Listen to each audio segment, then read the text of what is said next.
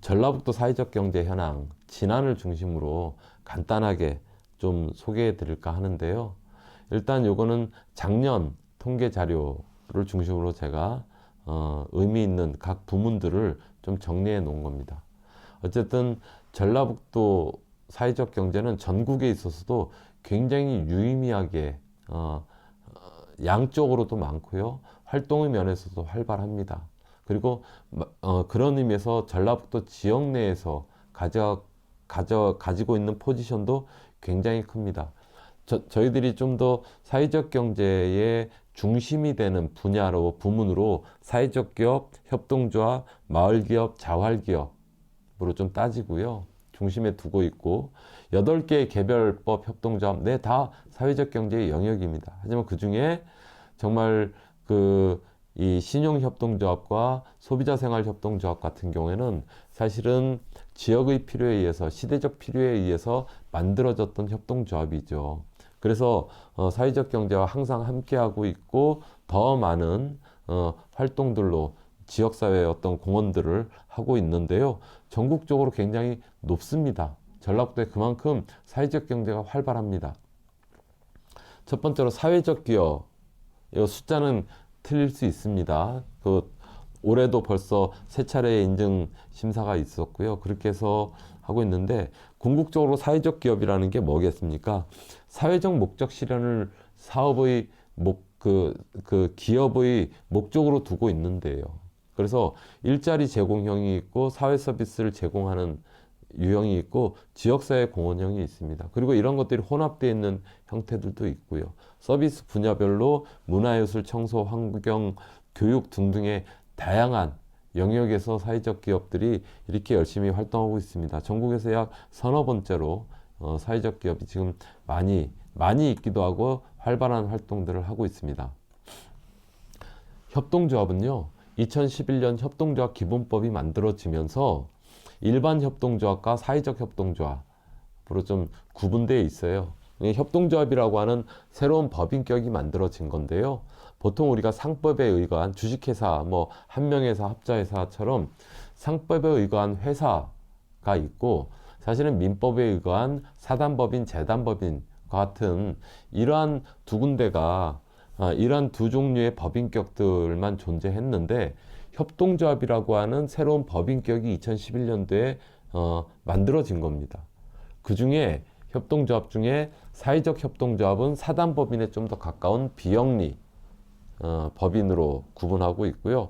일반 협동조합은 궁극적으로 그 구성원과 사회에 대한 어떤 목적들은 분명하지만은, 일반 기업과는 차이가 있지만은 일반 협동조합은 영리 법인으로서 좀 사회적 협동조합과 좀 구분되어 있습니다.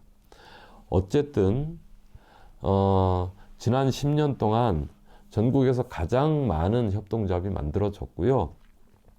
전라북도는 서울, 경기도에 이어서 3번째로 협동조합이 많습니다. 왜 이렇게 많을까요? 저는 그만큼 지역 경제가 어렵고 지역에서 사업하기 힘들다라는 것의 반증이라고 생각합니다. 거기에 더해서 다행히 전라북도를 비롯한 지역의 지자체, 기초광역지자체가 협동조합과 같은 사회적 경제에 대한 관심이 많았고요.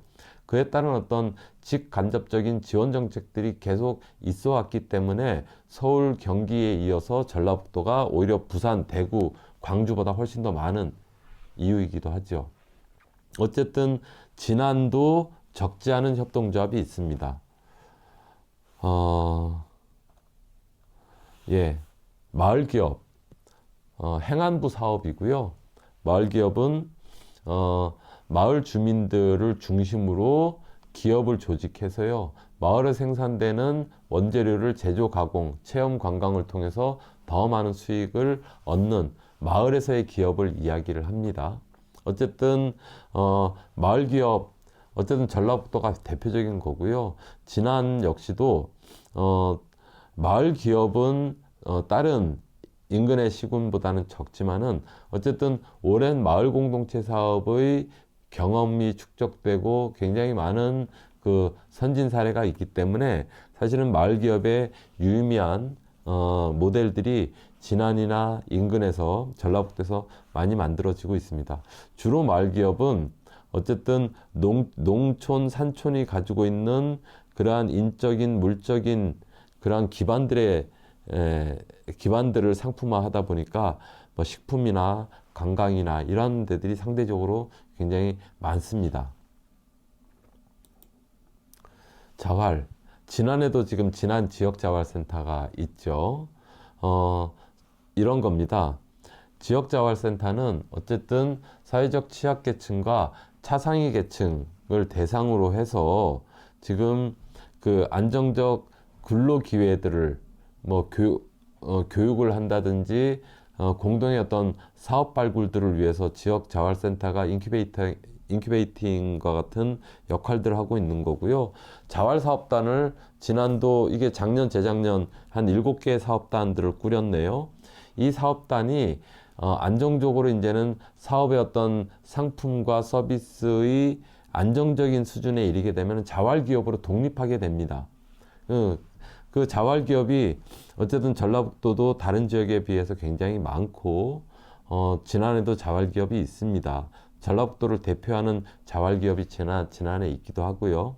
자활기업의 가장 큰 특징은 사업단과 마찬가지로 이분들의 고용 인원이 굉장히 많다는 거예요. 즉 자활기업은 우리가 지역사회에서 좀 보셔야 되는 게 굉장히 많은 수익을 목적으로 하는 것이 아니라 자활기업과 사회적 기업 같은 경우에는 안정적인 일자리들을 계속해서 유지하는 것이 목적이다 보니까 지역의 고용 창출에 기여하는 바가 굉장히 큽니다. 이러한 부분들을 지역의 사회적 기업으로 좀 유심히 봐주셨으면 합니다. 예, 뭐 신협이나 또 소비자 생협은 지난해는 없거나 이제 한 군데밖에 없는데요. 어쨌든 아까 말씀드린 것처럼 사회적 기업, 협동조합, 마을기업, 자활기업, 또 신협, 소비자 생협 이런 곳들이 사람이 운영하는 것이다 보니 또 중간에 우여곡절이 있다 보니 정상적으로 원래의 취지와 목적에 맞추어서 충실하게 운영되지 못하는 곳도 있을 수 있습니다. 하지만은 결국 우리가 일반 기업들 보십시오. 얼마나 많은 정말 그 설립과 부도들이 이어지고 있습니까? 그런 속에서 중요한 거는 일반 기업과 달리 사회적 경제 기업은 사회적 미션이라고 사회적 목적을 분명히 하고 있다는 거예요. 지역사회의 전체적인 편익을 높이기 위해서 그것이 취약계층의 일자리 창출이 됐든 아니면은 제조 가공을 통한 부가치를 더 높여서 마을 주민들에게 환원하는 것이든 어찌됐든 그러한 어떤 사회적 목적이라는 것들을 실현을 위해서 더 많은 이윤이 아니라 어쨌든 안정적인 일자리를 유지하고 적정의 이윤들을 나눠서 이 사업의 연속성들을 연속적으로 사업이 운영될 수 있도록 해 나가는 이 사회적 경제 기업들에 대해서 우리가 이제는 좀 더 적극적으로 지방 정부와 지역 사회가 관심을 가져야지 되지 않을까요? 대동세상, 대동이라는 말을 정말 좋아하는데요. 공자 얘기에 이렇게 나와 있습니다. 큰 도가 행해지면은 천하가 모두를 위하고요.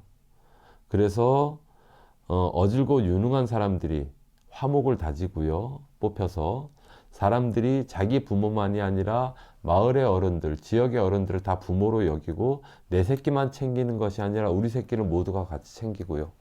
노인들이 편안하게 마지막 돌아가실 때까지 존엄을 갖고 사실 수 있도록 하고 어른이 되어서는 그 지역사회에서의 역할들을 할 수 있도록 역할들을 부여해주고 그 덕분으로 아이들은 잘 자라고 사회적 약자들을 함께 돌보는 것. 그래서 굳이 창고에 쌓아놓을 필요도 없고요. 일하는 걸 싫어하지도 않지만은 그렇다고 미친 듯이 돈벌이를 목적으로 일할 필요도 없는 것. 이런 사회를, 이러한 모습들을 대동이라고 했습니다.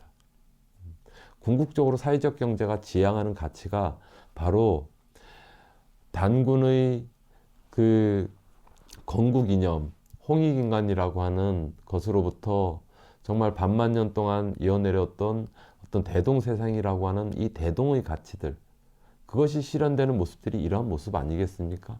저는 사회적 경제가 이것을 다 할 수 있다라고 말하는 것이 아닙니다.